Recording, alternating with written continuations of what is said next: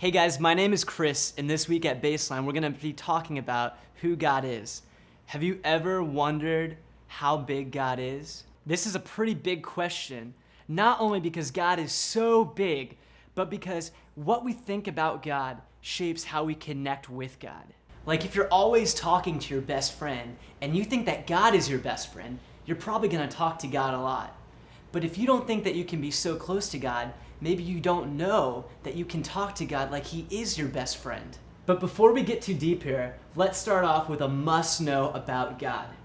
God is not some force. God is not some collection of light or some higher power that's out there. God is God. He's someone who created you and me. He existed long before time even began, and He's going to exist way after time ends. God's big story revealed to us in the Bible begins with the book of Genesis. And the very beginning of the book of Genesis is the story of creation. And you know who the main character is who's talking to Adam and Eve, to Abraham and Moses? You guessed it, it's God. The Bible is God's big story, all about Himself. And the very first thing revealed to us in the Bible is that God is a creator. He created the oceans, the skies, He created caterpillars and whales. All of this stuff was God's idea. Not only is God creative, but He's pretty funny too. Have you ever seen a giraffe's neck or an elephant's trunk or a baboon's butt? I think you guys get the picture. All throughout the Bible and in all of His creation, God is busy showing us who He is. He wants us to know more about Him. Just like if you're interested in numbers, you study math. Or if you're interested in the universe, maybe you study science. If we want to know more about God, we study theology. Theology is the study of God.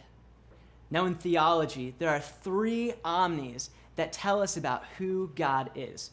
Now I know some of you are thinking about a London omnibus. Oh, wait. You weren't thinking about that? Theologians, or people who study God, tell us that God is omniscient, omnipotent, and omnipresent. And now these are really easy to remember because they begin with the letters O-M-N-I, omni. A lot of our language comes from Latin. You see, before the Normans took the throne of Saxony, the Angles were conquered by Rome, who had many centuries prior been subjugated by the Etruscans and stole their language. What? So we don't have time to discuss ancient Latin's influence on modern English. Get on with 3 omnis? Okay. Omni is a Latin word that's used to describe something that is everything, all, completely something. And if I was to say that God is omnipresent, I'm saying that God is everywhere. He is absolutely present at all times. David wrote a prayer to God in Psalm 139. He writes, "There's nowhere where I can escape your spirit." And then he goes on to list all the places that he cannot go where the presence of God isn't. Like outer space, a cave, underwater, because God is everywhere. How cool is that? Okay, so omnipresent is the first of our 3 omnis. The second is that God is omniscient. This means that God is all-knowing. He existed at the very beginning of time, He's now, and He knows the future. He knows everything about you, everything that you're ever going to do, everything that you're going to ever become. How cool is it that we know a God who knows so much about us? God took a lot of time and a lot of thought to make you who you are and put you right where you are now. All right, and we're on to our last omni, and this one's a pretty potent one. Drum roll, please. You got it, it's omnipotent. Now, if potent means powerful and omni means all, it means that God is all powerful, not potent like your grandma's perfume. We're talking powerful like a T-Rex riding an elephant, like he's riding a horse, ripping up everything and destroying everything in his path. So the God that we're talking about is not only all-present, all-knowing, but He's all-powerful too. Nothing is too big for God. And as you read and discover God in the big story of the Bible, you'll begin to see how powerful God actually is. He splits apart the Red Sea. David and God take on Goliath together, and with one rock sling right in the temple, they knock Goliath right over. You see that God raises people from the dead, and he even raises himself. We have a historical account of this in the book of Matthew in the New Testament of the Bible. In one of the eyewitness accounts of the life of Jesus, Jesus says that with God, nothing is impossible. God is powerful like a fire truck smashing through a brick wall, or someone jumping off of a bridge and magically popping out wings and flying down to Florida. You see, God is all powerful, but his power isn't magic. It's power that we can see every day in our real lives. The Bible says he holds the earth in its place.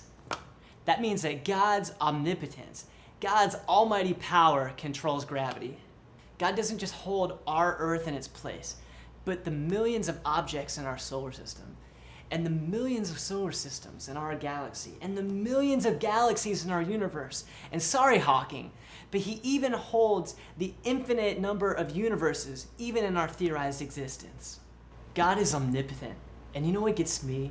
That the God who created everything, the God who shaped human history, that designed every single human being from the beginning of time, he took the time and care to create you and to create me. He made us in his image, and we reflect his glory. Every time you create, every time you use your imagination or you tell a really cool story, you're doing exactly what God created you to do. So keep reading his big story, the Bible, discovering what it means, and learning how an omniscient, omnipotent, and omnipresent God, the only one there is, loves you so much that he watches everything you do and listens to everything you say, and is so excited as you grow up and become the person of God who he's made you to be.